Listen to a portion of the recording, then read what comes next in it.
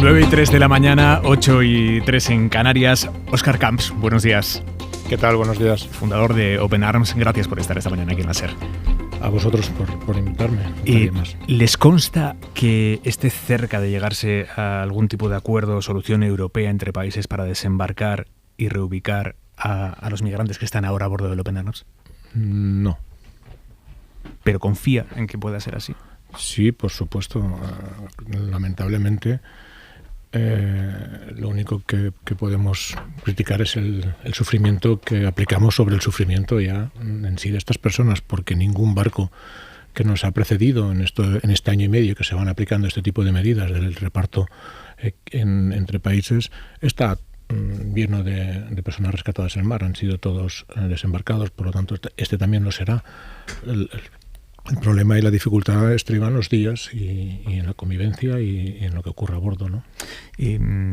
¿Saben si España, que es el país de bandera del barco, ha pedido a la Comisión que facilite esa reubicación? Porque no parece, por lo que los mensajes que ha enviado el gobierno hasta ahora no daba la sensación de que fueran a hacerlo. No tenemos información de ningún tipo, ni menos oficial. No sabemos nada absolutamente. Nosotros sí que nos hemos movido, hemos agotado todas las vías administrativas y legales para forzar a Malta e Italia a desembarcar a esas personas en esos países, porque son el puerto seguro más cercano en el que nos encontrábamos en el momento del rescate. Y ahí seguimos intentando pues que entiendan y que acojan, sobre todo a los menores, que se ha articulado ya un mecanismo de denuncia al Tribunal de Menores de Palermo.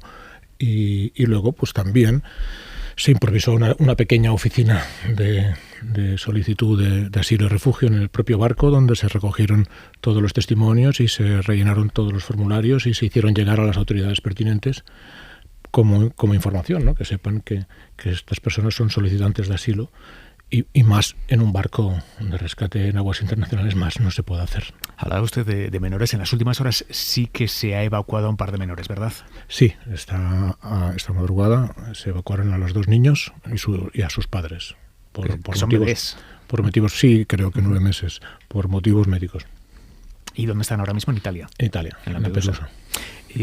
Hablando de menores, ¿ustedes registraron ante la Embajada de España en Malta la solicitud de asilo de todos los menores, verdad? Son 31 menores. Sí. Dice el gobierno español que ustedes no son competentes para hacer eso. Nosotros solo informamos. No sé dónde leyó el gobierno español.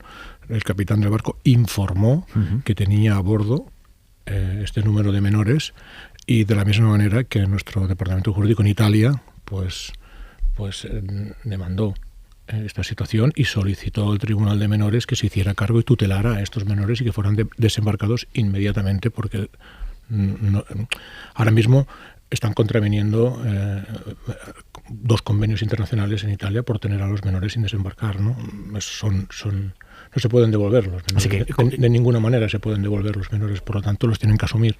No nos pueden poner excusas del tipo de puertos cerrados. No, esto está por encima de... O sea, como tal, ustedes no han registrado la solicitud de asilo. Ustedes han informado a España de que existe esa situación. Hemos recibido la solicitud de asilo y la hemos transmitido a ACNUR y a los gobiernos correspondientes, y es suficiente, no hace falta nada más. Se tienen que dar por enterados de que en ese barco hay solicitantes de asilo. En las últimas horas el Ayuntamiento de Cádiz se ha sumado al de Valencia, ofreciéndose a ser puerto aquí en España para el Open Arms. Ustedes, por lo que le he entendido hasta ahora, no quieren venir a España.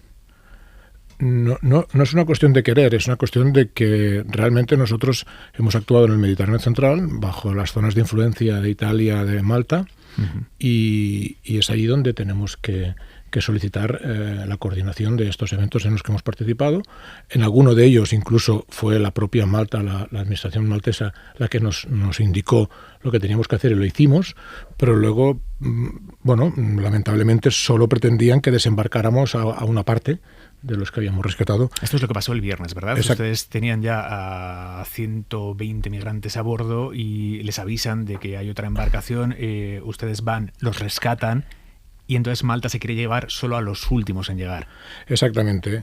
Y bueno, y eso, pues imagínate el problema que genera a bordo, donde ya llevamos días con esas personas a bordo, como 8, y ya con problemas de convivencia. Imagínate que los últimos que rescatas son los primeros que bajas. Automáticamente tienes un revuelo y tuvimos un episodio de violento bastante importante, y evidentemente son muchas personas y la tripulación somos muy pocos, y el capitán, con muy buen criterio y por motivos de seguridad, le dijo a los malteses que en ese momento, porque se acercó a la patrullera, y cuando la patrullera se puso muy cerca, ellos no saben si son malteses, si son libios. Ellos temen que sean libios y que les devuelvan a África. Evidentemente, ¿no? Es el primer temor que tienen, ¿no? No atienden a razones, el pánico entra, y bueno, pensar que han sufrido torturas, violencia, violaciones, abusos de todo tipo, esclavitud, por lo tanto su umbral de tolerancia y de violencia es muy alto, ¿no? Enseguida la situación se pone muy tensa. Y ¿Cómo se gestiona una situación así? Porque ahora mismo, ¿cuánto personal de Open Arms hay en el barco? 19 personas. ¿Y cómo se gestiona una situación de pseudo, no sé cómo llamarlo, revuelta? Bueno, tú imagínate que hay 2 lavabos, 180 metros cuadrados en la cubierta, están hacinados allí, hay discusiones por un trozo de sombra, discusiones por un trozo de sol, discusiones por la comida, discusiones por la cola del lavabo, discusiones... Porque no hay sombra para todos, en mitad del Mediterráneo, en agosto... El barco se mueve, y el sol también. Las condiciones climatológicas también dificultan, ¿no? Las olas, el mareo, los vómitos. La situación es bastante compleja, lleva muchos días, la tripulación también lleva muchos días. Y tienen que hacerse cargo no solamente de la gestión del propio barco, sino de la gestión de tantas personas, ¿no? Y aparte de la asistencia médica, y aparte de la asistencia psicológica, porque evidentemente ahora hemos tenido que subir un equipo de soporte psicológico y mediadores culturales para que intenten generar la calma, porque han empezado huelgas de hambre, hay situaciones... Es muy complejo. Son muchas las nacionalidades, son creo que más de 10 nacionalidades las que llevamos a bordo, todos en el mismo lugar. Y cuando tú ves que Salvamento Marítimo lleva 2 guardias civiles a bordo, porque en una patera en una salvamar de Salvamento Marítimo que pueden llevar 50, 60, 70 personas, van 2 guardias civiles porque han tenido algún problema de orden, imagínate nosotros en medio del mar con 150 personas, ¿no? Me hablaba de que algunas de las personas que van a bordo se han puesto en huelga de hambre. Eso hace todavía mucho más delicada la situación. Sí, porque hay inestabilidad, llevan muchos días a bordo. Piensa qué te pasaría a ti si te rescatan en el mar y te tienen hacinado en un barco durante 13 días, ¿no?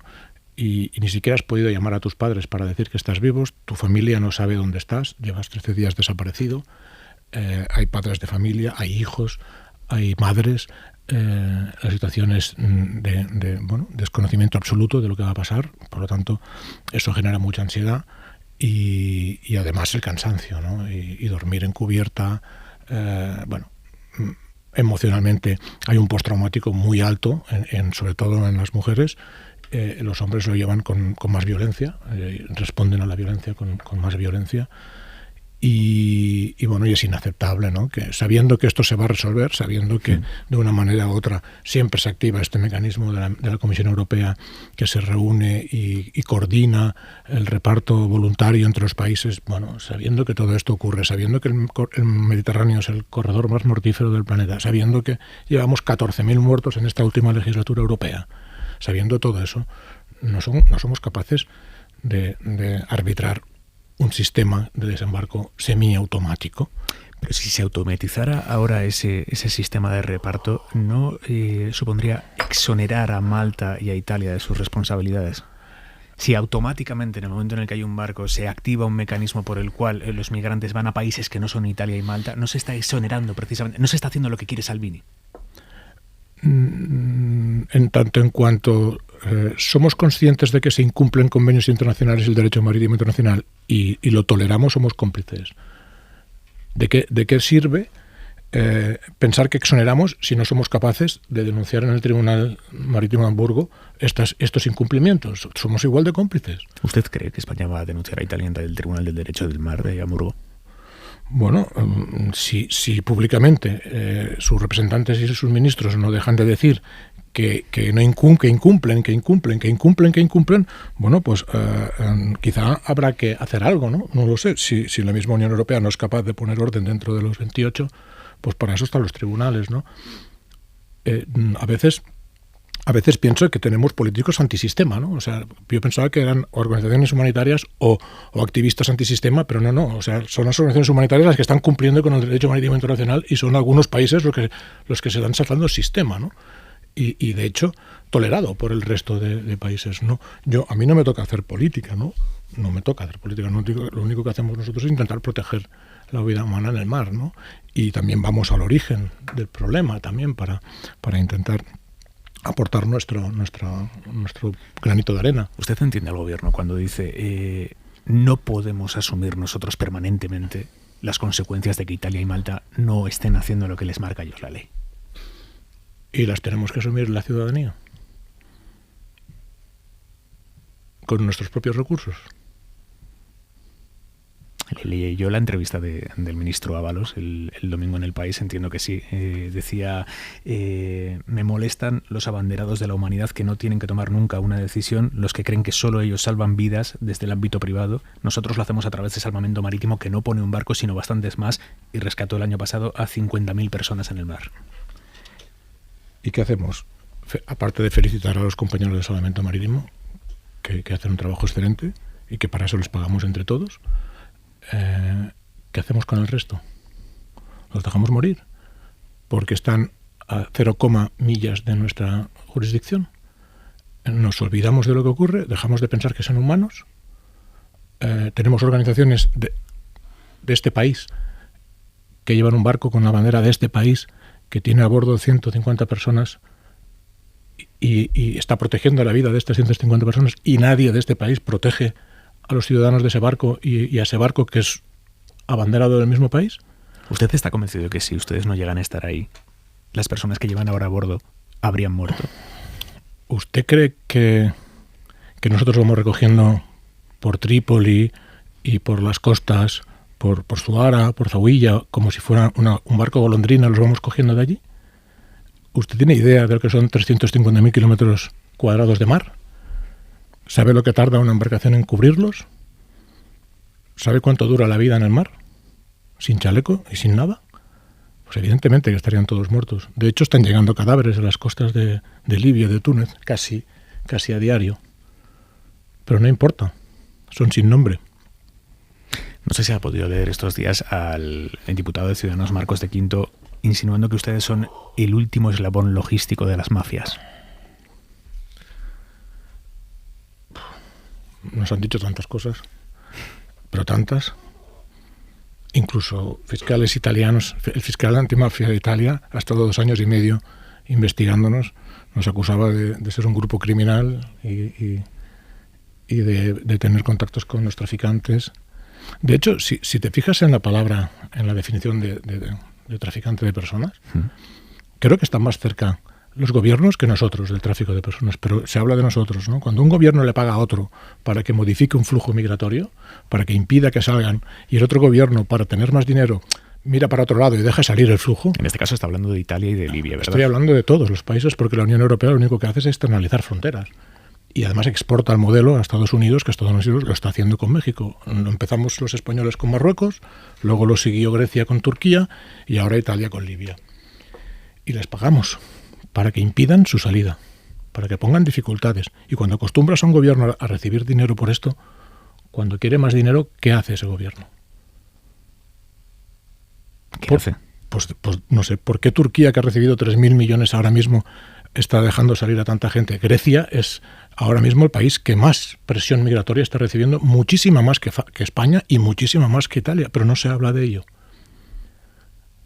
¿Y por qué es? ¿Turquía está soltando personas para meter presión a la Unión Europea? Pues habrá que preguntarle a Erdogan si ha cobrado todo lo que le prometieron. Que no lo ha cobrado. Pues entonces, ¿quién trafica? ¿Quién modifica los flujos migratorios? ¿Quién abre y cierra la puerta? ¿Usted cree que Libia por dinero, lanza gente al mar para que la Unión Europea le pague para rescatar a esa gente? ¿Qué es Libia? Un Estado fallido. ¿Hay algún gobierno en Libia? Yo cuando leo los medios de comunicación, leo que se está hablando con el gobierno de Libia, que se está negociando con el gobierno de Libia. ¿Alguien puede explicarnos quién es el gobierno de Libia? Porque hay 3 grupos hermanos que se autoproclaman un gobierno legítimo. Francia defiende a uno, Italia defiende a otro y están enfrentados. ¿Cuántos soldados europeos hay en Libia ahora? ¿Alguien nos lo explica? Enfrentados. ¿Cuántos drones occidentales están bombardeando en Libia ahora mismo? ¿Cuántos países occidentales están involucrados en la guerra de Libia ahora mismo? ¿Qué pasa con los 24.000 millones de dólares en petróleo que sale de forma ilegal de Libia? ¿Por qué hablamos de una ONG que salva 100 personas? ¿Que es una cortina de humo hablar de nosotros? ¿Usted cree que lo es? Por supuesto, faltaría más. Cuando oyes los testimonios de los que llevamos a bordo y te dicen que en el último bombardeo de un centro de detención no eran 40 muertos, sino más de 200, lees los medios de comunicación oficiales y te hablan de 40 muertos. Cuando ves que las mujeres te dicen que han sido violadas reiteradamente por los mismos guardianes del centro de detención que está financiado con dinero de la Unión Europea y que ACNUR no deja de denunciarlo, ¿qué piensas? Que no tienen ganas de huir de ahí. El último testimonio de la familia de 5 mujeres que llevábamos a bordo, que han sido evacuadas, la más mayor, la única que estaba casada, se tuvo que ofrecer voluntaria para que abusaran de ella continuamente y no de sus nietas y hijas. Y cayeron todas, hasta la niña de 12 años. Así es que es muy vergonzoso cuando oyes todos estos testimonios y oyes, por ejemplo, la vicepresidenta que le dijo al barco Nuestra Madre Loreto ir a desembarcar a Libia hace 8 meses. Entonces, ¿cómo es posible que esto ocurra, ¿no? ¿Cómo es posible que nosotros lo sepamos y los gobiernos no lo sepan? Claro que lo saben, evidentemente, si les pagan. Lo que en el 2015 eran milicias armadas que navegaban por el mar con cualquier embarcación que podían haber cogido de Libia y nos perseguían y nos pedían chocolate, nos pedían café, nos pedían tabaco. En el 2018 se les llama guardacostas. Tienen unos barcos enormes financiados por la Unión Europea que no llevan ni chalecos, solo llevan armas. ¿Son los mismos? Son los mismos.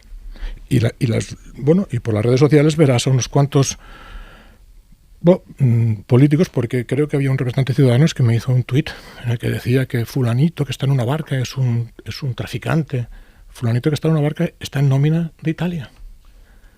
Y por las mañanas era traficante y por las tardes es guardacostas. Y en las cárceles de Sicilia no hay ningún voluntario de ninguna organización humanitaria detenido. Y sí que hay guardacostas libios detenidos por tráfico de personas. Así es que el guión que se establece pues no es correcto. Bebemos agua, paramos 1 minuto y medio y seguimos. Si la situación del Open Arms se enquista, Óscar Camps, fundador de Open Arms, si no hay una solución europea rápida, ¿se plantean entrar en puerto italiano, incluso sin permiso, como hizo Carola Racket, la capitana del Sea-Watch? Bueno, desmenuzar en frío aquí en esta mesa, en esta sala, un tema tan delicado, es lo que hacen los políticos en su despacho con aire acondicionado, ¿no?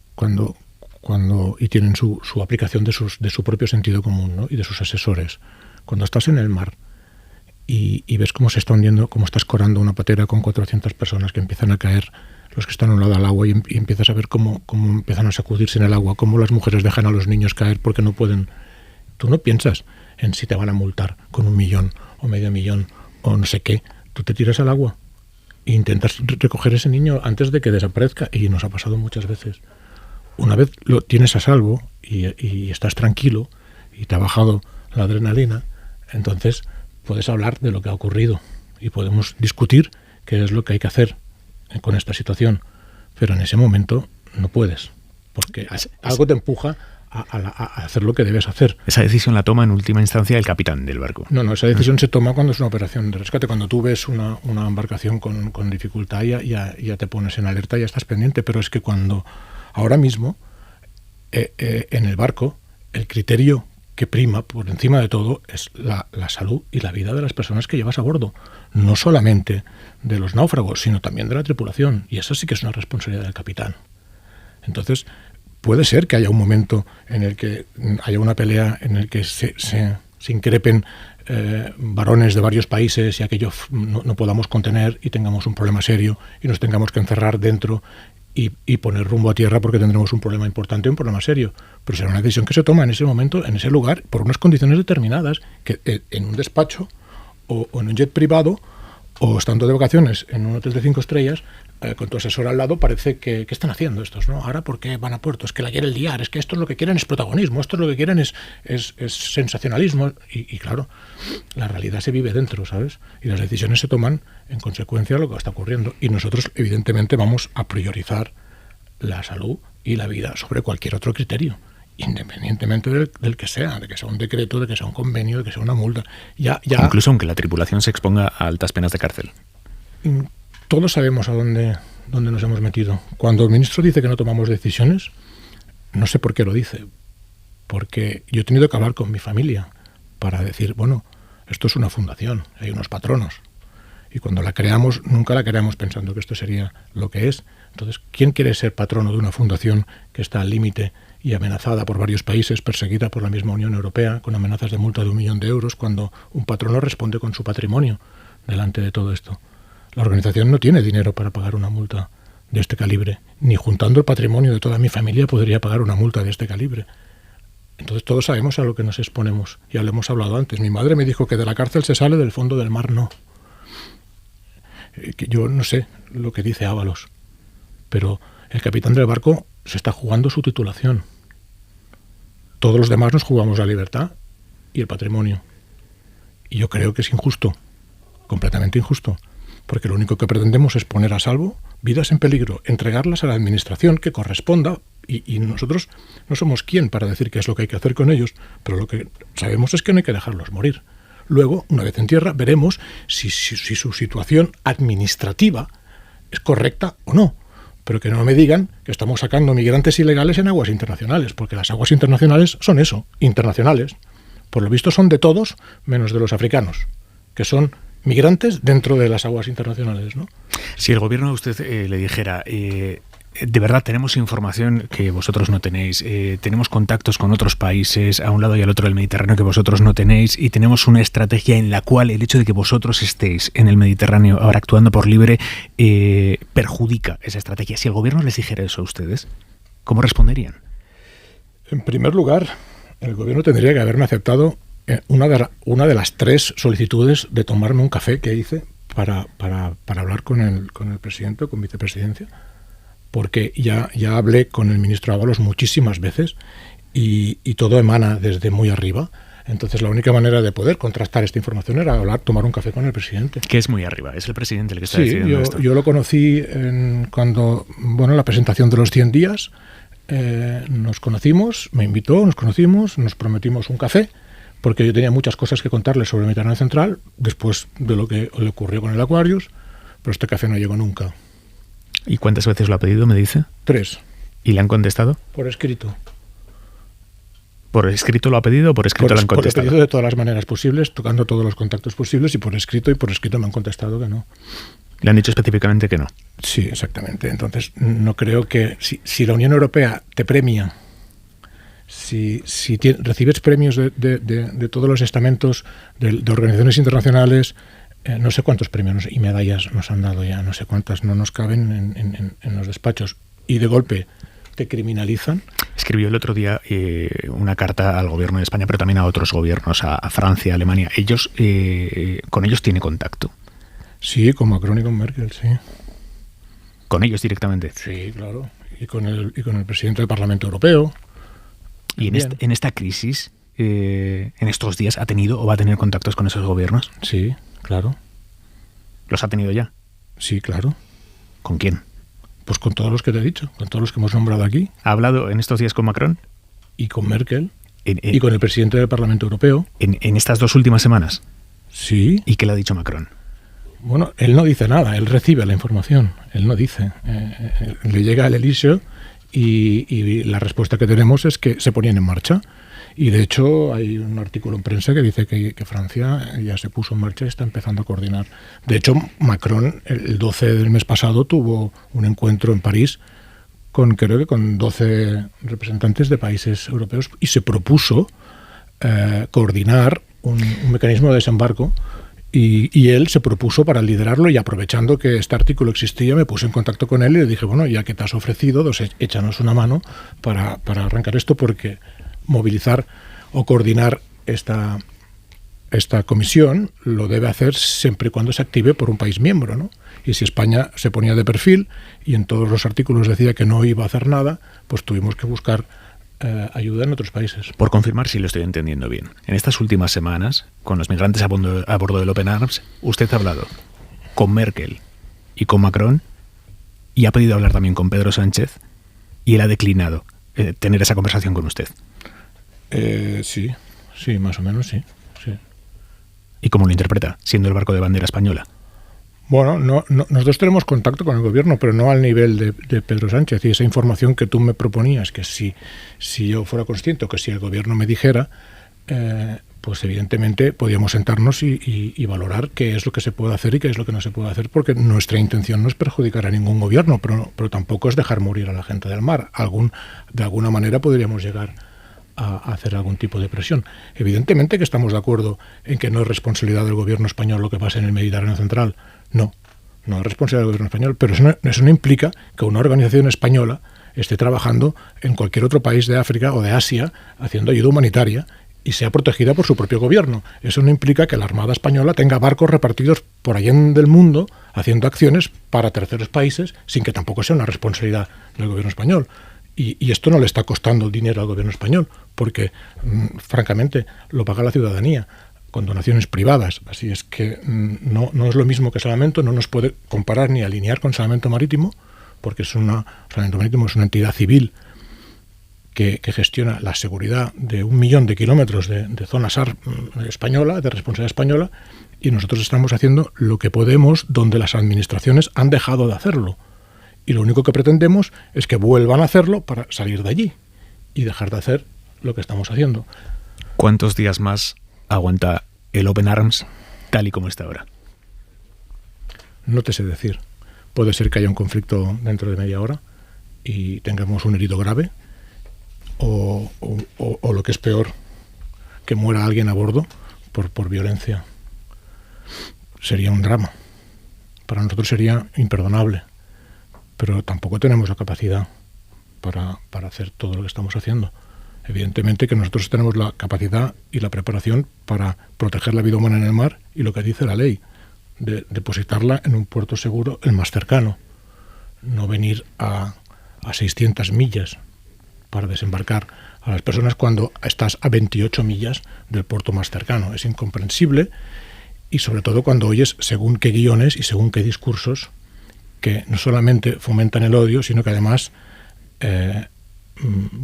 alardean de saltarse convenios internacionales y olvidarse del derecho marítimo internacional, ¿no? Está hablando de Salvini. Sí, entre otros, ¿eh? ¿Teme que el hecho de que Salvini entre ya oficialmente en campaña vaya a empeorar aún más las cosas? ¿Más? Tenemos 14.000 muertos en el Mediterráneo en esta última legislatura europea. ¿Qué hacemos en esta próxima que empieza ahora? ¿Seguimos con la misma política? Cuando usted habla con sus interlocutores a nivel técnico en Italia, pongamos el salvamento marítimo de allí, los médicos de allí, y ustedes les dicen, es que esto que estáis haciendo o que está haciendo vuestro gobierno es inhumano, ¿ellos qué les dicen? Mira, no toda Italia es Salvini. Salvini dice, no entráis en Italia. Y hemos estado en Nápoles, Palermo, Lampedusa, atracados. No, una cosa es la campaña mediática que hace este señor, porque su política es la confrontación, no tiene respuestas ni tiene soluciones a ninguno de los problemas que tiene a bordo, por eso hace estas campañas mediáticas de bombas de humo. ¿Tú crees que el presidente de un gobierno donde tiene una organización delictiva, una de las más importantes del mundo, está en recesión desde hace 3 años, con problemas en la seguridad social importantes, tiene que pasarse el día hablando de una ONG que está formada por 4 voluntarios con un barco prestado y dinero de las redes sociales? ¿Tú crees que esto le debe preocupar a un gobierno? Hablando de redes sociales, supongo que ha visto el vídeo que ha colgado en los últimos días una concejala de Vox en Fuenlabrada que dice esto. Es muy fácil querer acoger a inmigrantes en tu país, pero ¿y tú? ¿Has acogido inmigrantes en tu casa? Es muy fácil ser solidario con el dinero de todos. A mí me gustaría ver a todos estos progresistas que tanto hablan de solidaridad de los estados siendo solidarios ellos mismos. ¿Qué piensa cuando escucha este argumento, el de pues que los acojan en sus casas? No tengo tiempo para ver Netflix, voy a tener tiempo para escuchar estas barbaridades. Mira, me he quitado los auriculares porque no pueden decir lo que quieran, es un país libre, ¿no? Hay libertad de expresión, pero realmente nosotros, en este caso concreto, yo tengo mis ideas sobre esto, pero como estoy aquí como director de una organización que pretende defender los derechos humanos en el mar, ¿no?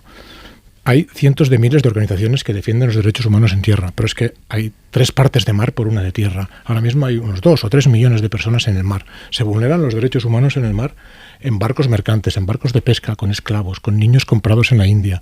Se vulneran los derechos de la gente que cruza el mar y se desplaza por motivos migratorios. Entre los próximos 10, 15 o 20 años van a haber 150 millones de personas que se van a desplazar por el tema climático. Lo van a hacer por mar, porque las fronteras están militarizadas, se crean muros y va a ser imposible desplazarse. Que no estemos haciendo nada al respecto me parece grotesco. Mi generación somos 7 millones, soy un baby boomer, ¿no? Vamos a desaparecer todos de golpe.